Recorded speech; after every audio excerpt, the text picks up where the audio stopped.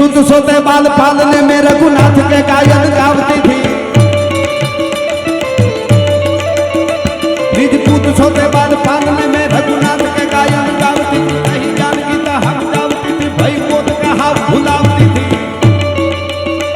तलवार धरी कर जूझने कारण दाव का पाठ पढ़ावती थी।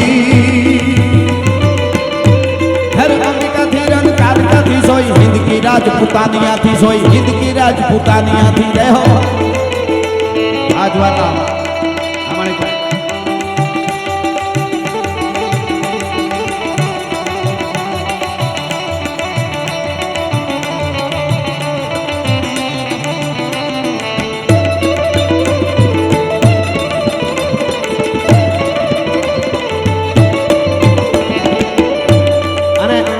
વખતે હું બોલેલો અને એ આ કડીના પુરાવા સાથે કે એમાં પદ્મિની નૃત્ય કરતા હોય એવું બતાવ્યું હતું ને, ત્યારે મેં કીધું હતું નૃત્ય નહીં પણ રાજપૂતાણી ક્ષત્રિયાણીઓ નૃત્ય જોતી પણ નહીં. દરબારગઢમાં નૃત્યનો પ્રોગ્રામ હોય ને તો એ ક્ષત્રિયોએ જોયું છે એવું કહે છે, પણ એ નૃત્યનો ઓલા કૂદકા મારે એ નહીં.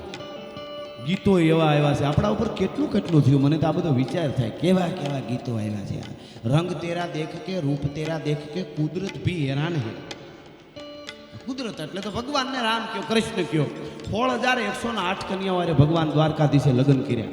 એમાં 16,100 તો નામ દેવા ખાતર નરકાસુરના ત્રાસમાંથી છોડાવી એને પૂરેલી હતી બધી બાયુ દીકરીઓને.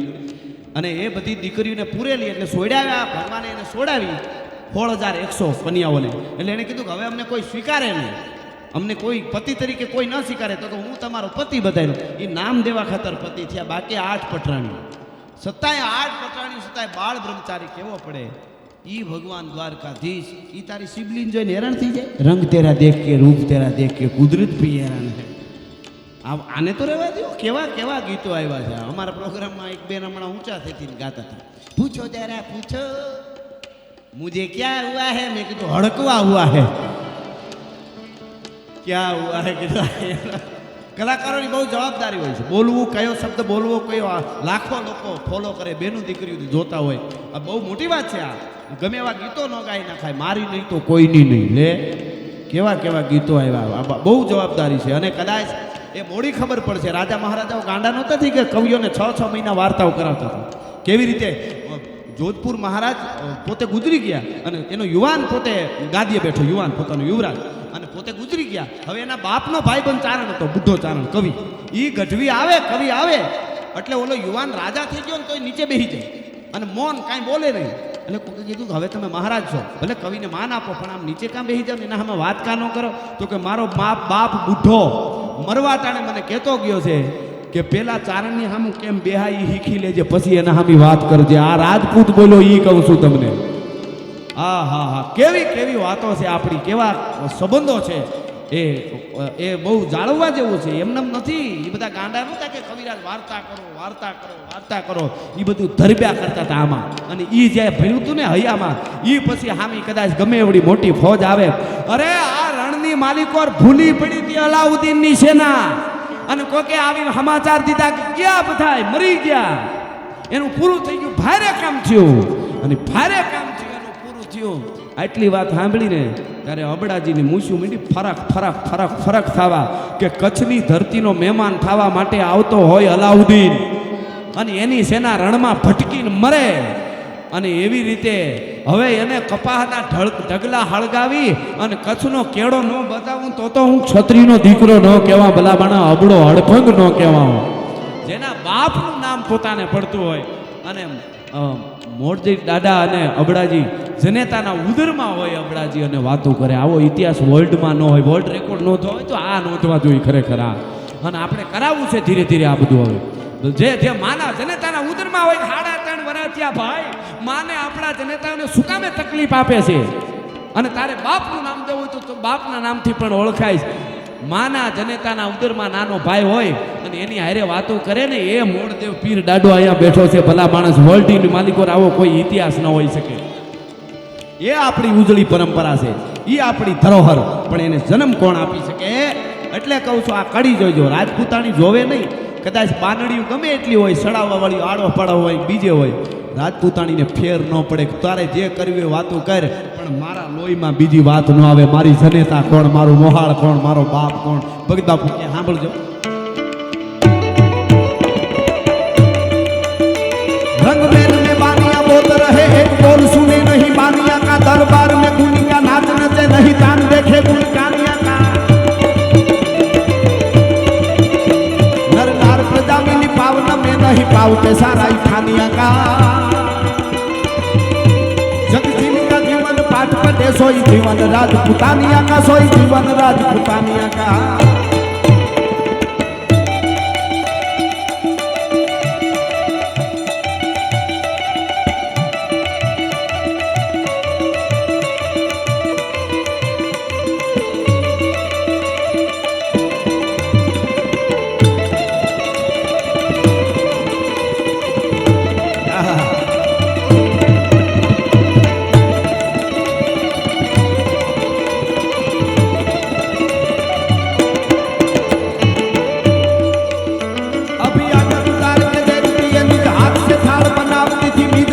भोजन भेद बिना निर्पूत समान जमाड़ती थी सम्मान करी फिर दान करी चित लोभ कालन सम्मानती थी अपमानती थी मन मोह बड़ा सोई हिंद की राजपुतानिया थी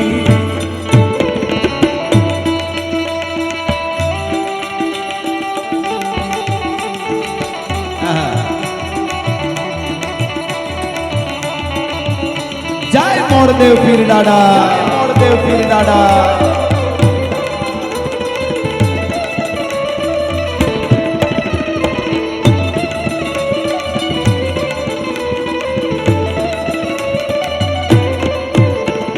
અને કદાચ પોતાનો ભાઈ કપાઈ જાય, બાપ કપાઈ જાય કે પતિ કપાઈ જાય, દીકરો કપાઈ જાય તો લાંબુ ઓઢણું કરીને બોકા નાખે, મરી ગયા, મારી ગયા, મારો બાપ મરી ગયો, મારો ભાઈ મરી ગયો. એવું રાજપૂતાણી નથી કર્યું. તો શું કર્યું જો આમાં સાક્ષી આપે છે.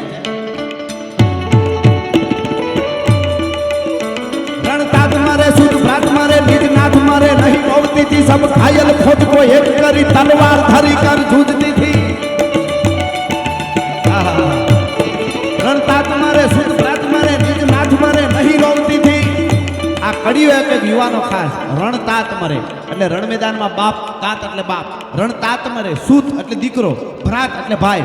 रणतात મરે, સૂત ભ્રાત મરે, નિજ નાથ મરે, પોતાનો પતિ મરે, नहीं रोवती थी કે તો શું કરતી सब घायल फौज को एक करी तलवार धरी कर जूझती थी. आ हा हा अन शमशेर जड़ी आठ महीना में बहु एक आरे वरसाद बोले राम नदियों गांडी थयो पड़े ने એને વરસાદની જડી પીડી કહેવાય.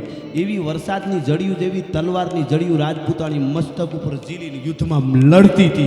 આવું આ છંદમાં કહે છે. શમશેર જડી સિર ઝીલ. આ તો અર્થો સમજાવું તમને મજા આવે. શમશેર જડી સિર ઝીલતી थी अरी फौज का पांव हटावती थी. રાજપૂતાણી યુદ્ધના મેદાનમાં ઉતરીને આમ પગ મૂકે એ આગલા પગનો ફણો કહેવાય ને એ આવ્યો હોય ને એ અને પેની જે અહીંયા આવે પેની અહીંયા એ પેની રહી ને ત્યાં ફણો કોઈ દી નથી આવ્યો. સમજણ પડી? પગ આમ મૂક્યો અહીંયા પેની આ ફણો છે એ અહીંયા પેની આવી ગઈ પછી એ પેની પાછી અહીંયા જાય પણ આ ફણો પેની હોય ત્યાં પાછો આવે તો રાજપૂતાણી ન કહેવાય. આવું બન્યું. અરી ફौज का पांव हटावती थी અને કવિ વૃદ્ધ કો ગીત ગવાવતી હતી. કવિઓને કહેતી હતી કે કવિરાજ હવે વીરરસના છંદો એવા બોલો ને તો મને સત ચડે એટલે યુદ્ધમાં કાં તો લડીને મરી જાવ નકર જલ્દી સતી થઈ જાવ. હા હા હા હવે આ અર્થ કર્યો એટલે તમને મજા આવશે. હવે અર્થ સમજો. હવે ગાઉં છું.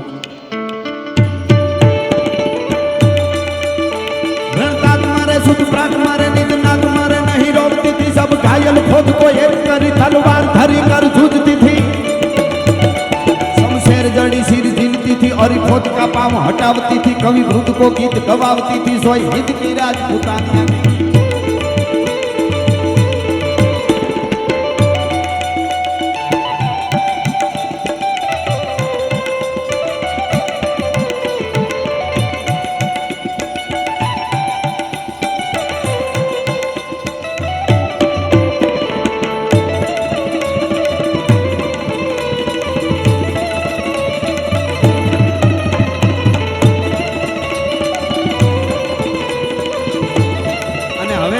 કહું છું